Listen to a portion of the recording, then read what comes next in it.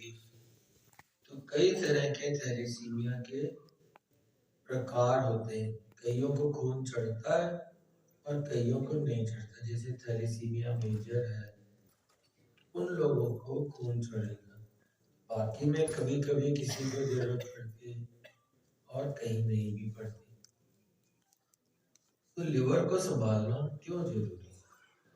क्योंकि storage iron जितना है 1/3 लिवर में होता है। और लिवर में भी लिवर के सेल्स में होता है हेपेटोसाइट, मतलब जो लिवर का मेन सेल है ना, उसमें जाके आयरन बैठता है।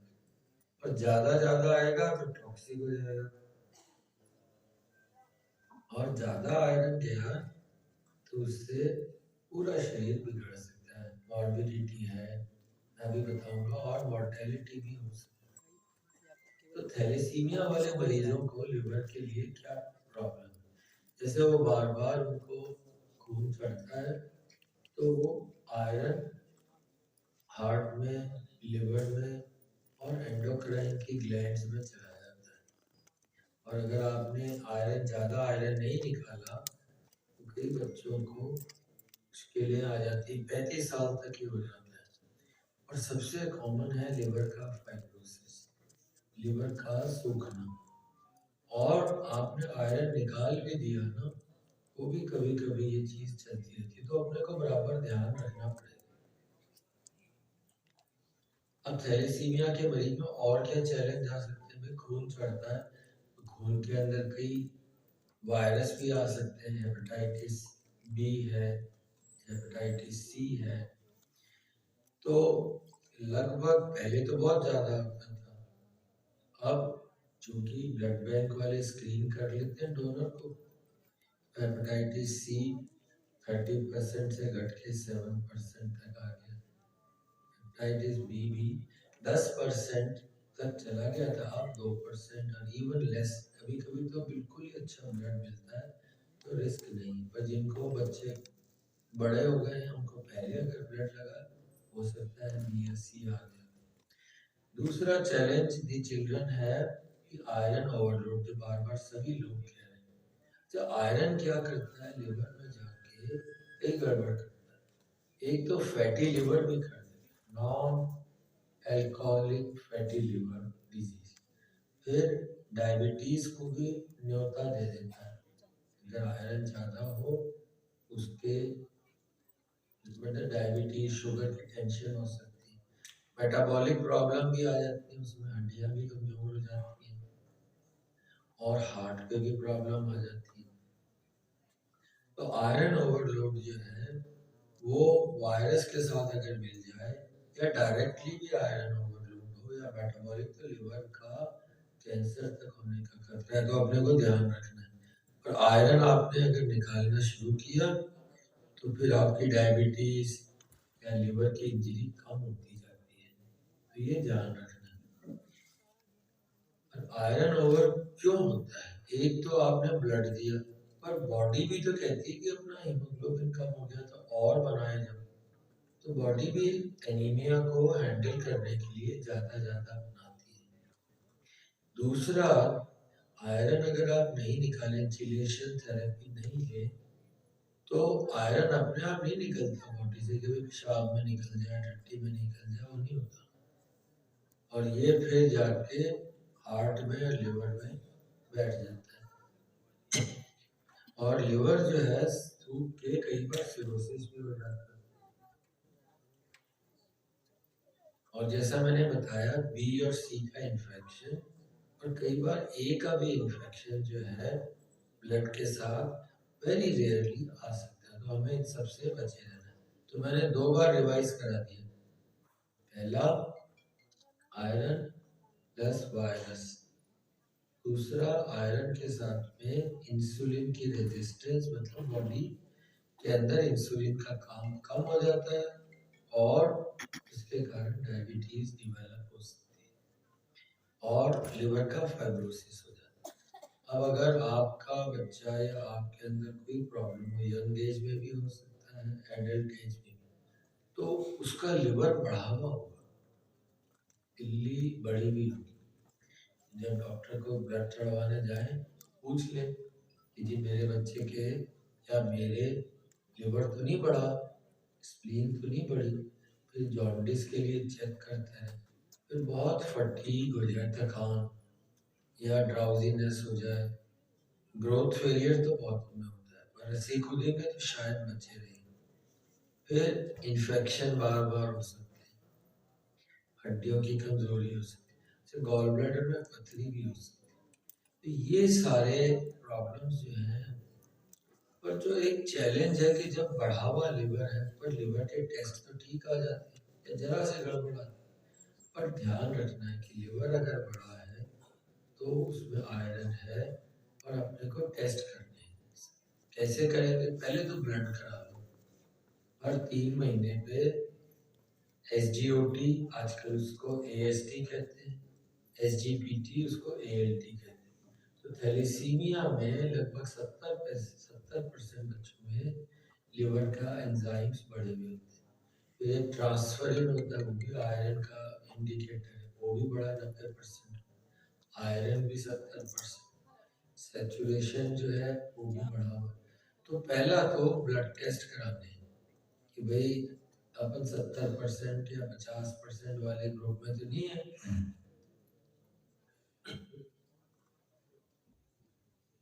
फिर अल्ट्रासाउंड करा लें, पर मैं चाहूंगा कि एक बार लाइफ में अपना MRI करा ले बच्चा। MRI में क्या, जैसे ये नॉर्मल लिवर है, ज्यादा चिंता ना करना पड़ने की इसमें, और एक लिवर ये काला हो गया, this is a black liver. Black liver is very suggestive of iron overload. आप चिलेशन तो करा रहे हैं, पर आपका चिलेशन के बावजूद भी लिवर काला है, ये बताता है। फिर कई बार लिवर की बायोप्सी करनी पड़ती है, तो ये जो आपका मैजेंटा या जो ब्लूइश कलर का है, ये सब आयरन भरा हुआ है, इतना नहीं होता, बिल्कुल प्लेन अच्छा लिवर होता है। तो ये सारा आयरन डिपॉजिट्स बताता है। तो पहला काम है ब्लड टेस्ट, फिर MRI, फिर कभी कभी आपकी लिवर की बायोप्सी। पर बायोप्सी से तो सब डरते हैं, मैं भी डरता हूँ। तो क्या कोई और तरीका है कि भाई मेरा लिवर हार्ड हो गया? उसके लिए कि नई मशीन है, बड़ी महंगी है पर अच्छी है। इसमें क्या होता है, एक अल्ट्रासाउंड है, कोई सुई नहीं डालते, एक ये जैसे अल्ट्रासाउंड की प्रोब होती है वैसे एक प्रोब है, और इसमें क्या होता है, साउंड अंदर जाती है, फिर साउंड वापस आती है। तो नॉर्मल आदमी का साउंड अगर अंदर जाती है तो 60 मिली सेकेंड, ये मिली सेकेंड है, 80 मिली सेकेंड, 60 40, तो 60 मिली सेकेंड में वापस आती है। जितना हार्ड होगा लिवर उतनी जल्दी वापस आएगी। तो जैसे लिवर हार्ड हो गया तो 20 मिली सेकेंड में, 30 में आ जाएगी। मतलब क्या हो, अगर आपका जैसे ये बंदा है, इसका 8.5 है, 8.5 का मतलब है कि ये स्टेज 2 लिवर की फाइब्रोसिस हो गई। और अगर यही वैल्यू 14 से ऊपर हो जाए तो मतलब सिरोसिस हो गई। तो आपने कोई बायोप्सी नहीं कराई, CT स्कैन कुछ नहीं कराया, आपका ये सिंपल टेस्ट है जो 2 मिनट में होता है, इसके अंदर 14 से ऊपर गया तो भी सिरोसिस है, मेरा लिवर हार्ड है। तो अपने को क्या करना है, हर साल चेक करना है। फिर लिवर में फैट भी आ जाती है, इसकी वैल्यू 250 से कम होनी चाहिए। 306 का मतलब है कि लिवर में 30 पैसा फैट आ गई, 30%। वो तो नॉर्मल नहीं है, 5% होनी चाहिए, 10% से ऊपर टेंशन हो जाती है। तो हमने ये देखा कि लिवर हार्ड है या लिवर में फैट है, 2 मिनट में काम हो गया। अगर लिवर हार्ड है, सिरोसिस ही हो गया, 14 से ऊपर लिवर की स्टिफनेस हो गई। अच्छा, एक मजेदार बात भूल गया, ये मशीन बनी थी फ्रांस में कि भाई चीज कैसा है। चीज खाते हो ना, पनीर, तो चीज जितना हार्ड होता है उतना खराब हो गया। तो ये मशीन बनी थी चीज के लिए। अब ये लिवर भी एक सॉफ्ट होता है चीज की तरह, हार्ड हो गया तो गए काम से। तो ये लिवर की हार्डनेस अगर 14 से ऊपर हो गई तो भी सिरोसिस है। फिर हो सकता है बायोप्सी करनी पड़े। फिर और ज़्यादा 23 हो गई, 25 हो गई, तो भाई मेरे लिवर में वेन्स बन गई, एंडोस्कोपी करनी पड़ती है, पेट में पानी आ सकता है। देखो लिवर सिरोटिक लिवर कितना खराब लगता है ना, नोड्यूल बन गए, ये अच्छा नहीं है लिवर। पैरों पे सूजन आ जाए, किसी किसी को खून की उल्टी हो जाए, बेहोशी में चला जाए, रेयरली कैंसर भी हो सकता है। तो लव योर लिवर। ट्रांसफ्यूजन तो देने ही पड़ेंगे। अब मैं सेफ कैसे रहूं? हेपेटाइटिस बी का वैक्सीन लगवा लें। ये कभी कभी कभी अगर एंटीबॉडी नहीं बनी है तो वैक्सीन लगवाएं। और जो भी ब्लड चढ़े उसको अच्छे से 5 स्टार ब्लड लें। How do I prevent complications? तो फर्स्ट इज चेलेशन थेरेपी को रोकना नहीं। फिर साल में एक बार पूरा टेस्ट कराना है अपना लिवर का। हर 3 महीने पे लिवर फंक्शन टेस्ट करने। आयरन की जो आपको सब पता है क्या नहीं खाना है ना, आयरन रिच डाइट को अवॉइड करना है। एक बड़ा जरूरी मैसेज है, इम्यूनाइजेशन है हेपेटाइटिस, वैक्सीनेशन नहीं। यहाँ मैंने कहा था वैक्सीनेशन कराओ। अब दोनों में क्या अंतर होता है? आपने देखा कोविड हुआ ना, कोविड में वैक्सीन तो सबने लगा ली, पर किसी किसी की एंटीबॉडी बनती नहीं, बेचारे को दोबारा कोविड हो गया। तो इम्यूनाइजेशन का मतलब है कि जब वैक्सीन लगाए तो एंटीबॉडी बन जाए। एंटीबॉडी का लेवल कितना होना चाहिए? 10 से ऊपर। हेपेटाइटिस बी के अगेंस्ट, जिसे हम एंटी हेपेटाइटिस बी कहते हैं, वो 10 से ऊपर होना चाहिए। 100 हो जाए तो और अच्छा। तो सब बच्चों का टेस्ट होना जरूरी है कि भाई मेरा एंटीबॉडी नेगेटिव पॉजिटिव है और अच्छा है। फिर एक ध्यान रखना है कि भाई मोटे नहीं होना, क्योंकि मोटापा खराब है। मसल बनाए रखना। और आई नो आजकल सब छोटे बच्चे, लड़के लड़कियां सभी शराब पीते हैं, पर आप ऐसा करना दोस्तों को पिला देना चाहो तो, वो भी नहीं करना चाहिए, खुद ना पीना। क्योंकि अल्कोहल और आयरन और फाइब्रोसिस लिवर, ये डेडली कॉम्बिनेशन है। यूरोप में 50% लिवर कैंसर शराब से हो रहा है, और ILBS में 50% मरीज शराब ले आते हैं, तो शराब नहीं पीनी। और मैं अगर सपोज मेरे सिरोसिस हो गया, सपोज मेरा लिवर में फाइब्रोसिस हो गया स्टेज 2 स्टेज 3, तो भी मैं क्या करूं? हिम्मत नहीं हारनी। पहले अपने स्पेशलिस्ट पीडियाट्रिशियन थैलेसीमिया की सोसाइटी सबसे बात करके आयरन निकालना। दूसरा, जो वॉलनट्स, अखरोट है, हल्दी है, ये बड़े अच्छी चीजें हैं लिवर के लिए। और कॉफी भी अच्छी है, उससे भी लिवर में बहुत फायदा ही होता है। और प्रोटीन्स डाइट है, पर ये नहीं जो आपके पहलवानी वाले प्रोटीन ना लेना, वो वे प्रोटीन है दूसरे प्रोटीन वो नहीं लेना। अच्छा, थोड़ा थोड़ा डॉक्टर से पूछ के अपने मसल्स को, बोन्स को एक्सरसाइज, थोड़ा दौड़ना, जंप करना, स्किपिंग, अगर बोन्स स्ट्रांग है। नहीं तो बोन्स को स्ट्रांग बनाना है। Muscle is an alternative to liver. जो काम लिवर करता है उसका बहुत सारा काम मसल कर लेती है। तो ध्यान रखें कि थोड़ी थोड़ी रेजिस्टेंस एक्सरसाइज, उठक बैठक लगाए, दंड फैल लिए, और ऐसे काम जो कर सकते हैं। आजकल तो बहुत जिम विम का शौक है, पर उसमें रिस्क हो सकता है ज़्यादा। हाँ, देसी इलाज भी ठीक है।